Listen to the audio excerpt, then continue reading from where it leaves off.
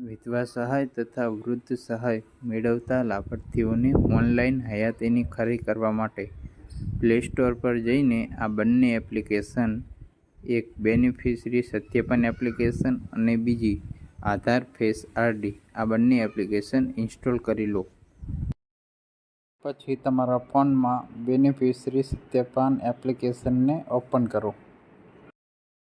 પછી તેમાં face authentication પર ટચ કરો અને નીચે પ્રોસેસ ફોર ડિવાઇસ રજિસ્ટ્રેશન પર ટચ કરો. અને અહીંયા તમારે તમારું ડિવાઇસ રજિસ્ટ્રેશન કરવાનું છે.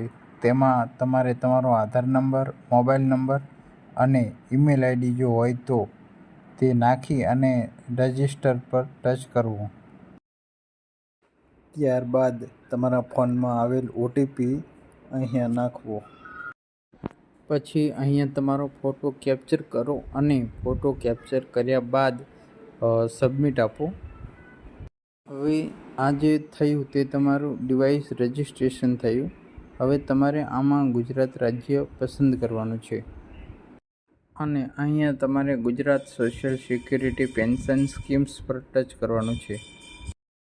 હવે અહીંયા તમારે બેનિફિશિયરી વેરિફિકેશન પર ટચ કરવાનું છે અને હવે અહીંયા આપણે જે લાભાર્થીનું કેવાયસી કરવાનું છે તેનો આધાર કાર્ડ નંબર અને મોબાઈલ નંબર નાખી અને સબમિટ કરવાનું છે.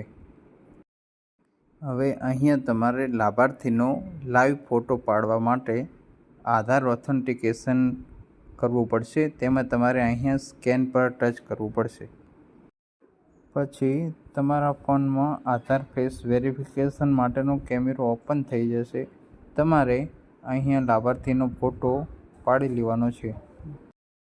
ફોટો પાડ્યા પછી તે ઓકે થઈ જાય પછી તમારા ફોન પર બીએસઈ ટ્રાન્ઝેક્શન આઈડી લાભાર્થીના ફોટોની વિગત સાથે બતાવવામાં આવશે.